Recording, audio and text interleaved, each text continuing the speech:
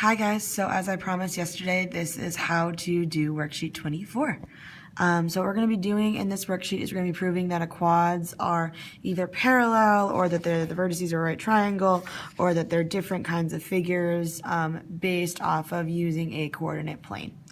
So notice how I give you three key things at the top. I gave you the slope formula, the distance formula, and the midpoint formula. You're going to use all three of those things at some point in this worksheet, but you might not use them all on one question. So for example, question number one is only going to be using my slope formula. Question number one asks you to do the following. I have a quadrilateral, and it is A, B, C, D. And so I need to prove that it is a parallelogram by using slopes. So what I'm going to do as soon as I hear that is I'm going to start thinking of what I know about slopes. Okay, well, what do we know about the slope of parallel lines? Well, we know that parallel lines have the same slope.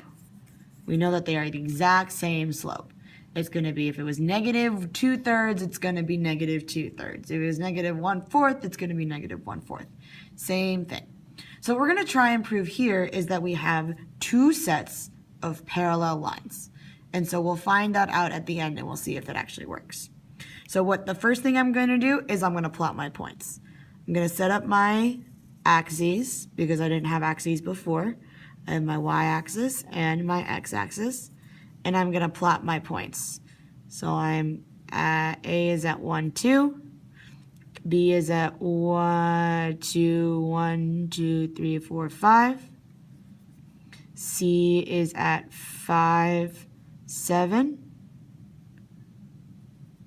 And D is at 4, 4. So we are located right there. So this is A, B, C, and D.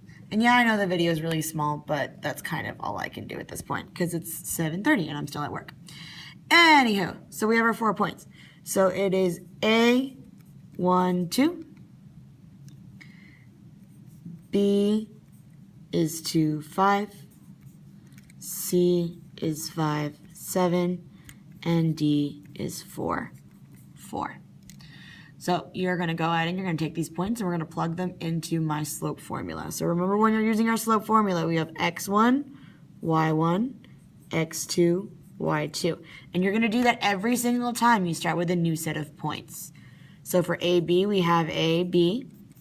Well, y2 is 5 minus 2. And then we have 2 minus 1.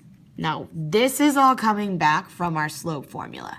Remember that we have y2 minus y1, x2 minus x1. And I know I'm going really fast, but I'm trying to make this video less than 5 minutes. Anywho, so I go through and I can go ahead and solve. I have 5 minus 2. Well, what's 5 minus 2? That's easy. That's 3. And then 2 minus 1. That's also easy. That's just 1. So I end up with 3 over 1. But we know that anything that is over just 1 is just itself, so that ends up being 3. The next one we need to figure out is CD. So I have CD. So I'm going to see, oh, that's not what I wanted.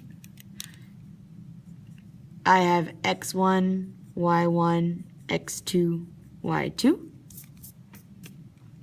And we are going to go ahead and we're going to plug in once again. So we have y2, 4, minus y1, 7, x2, 4, minus x1, 5. And now we're at the point where we're just straight up solving. 4 minus 7, that is negative 3. 4 minus 5, that is negative 1. So I end up with negative 3 over negative 1. Well, what am I going to do with these negatives? If I have one negative on top and one negative on bottom, I know that those are going to end up canceling each other out. So I'm going to end up with positive 3. So what I can see now is I very clearly have two lines that are in fact parallel. So my slope of AB was 3. Slope of CD was also 3. I have two lines that are parallel. So that's good. That's halfway done. We're almost there. Now let's do the other set. So we need to do BC and DA. So BC, B is 2, 5. C is 5, 7. And then we're going to do DA. So D is 4, 4. and A is 1, 2. Cool? So I've laid out my points. Now I'm going to go ahead and solve. Once again, I have x1, y1, x2, y2. Excellent. So now I know that the slope of BC is going to be equal to y2, which is 7, minus y1, which is 5. And then I have x2, which is 5, minus x1, which is 2. 7 minus 5 is just equal to 2. And 5 minus 2 is just equal to 3. So beautiful. So my slope here is 2/3.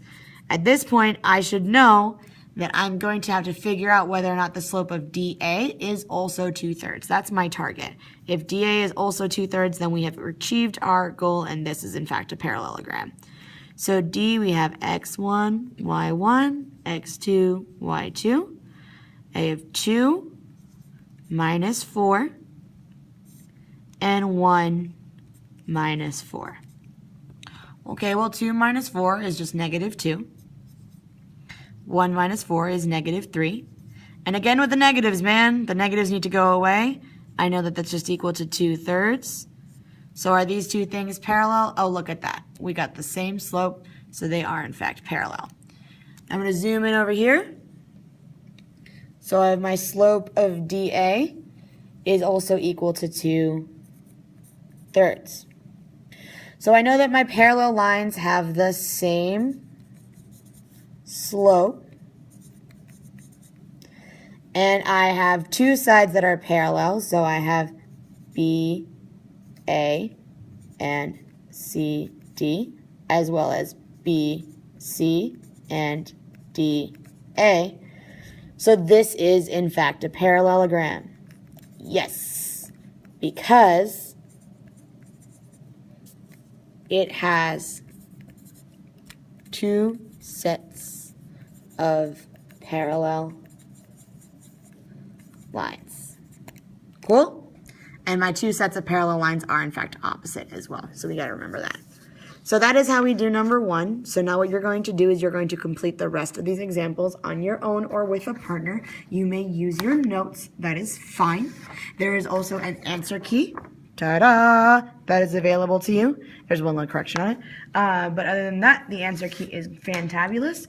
You can ask questions, talk to each other. That is fine so long as you are working productively. If you are not, then you will be told to stop. Okay? So I will see you all on Monday. On Monday, I will be checking your worksheets 23, 24, as well as homework 5. If you do not get a homework 5 or a worksheet 23, they are both in the hanging folders right by where the grades are hung up, and you can go ahead and get those. Other than that, have a great day, and I will see you guys next week. Bye.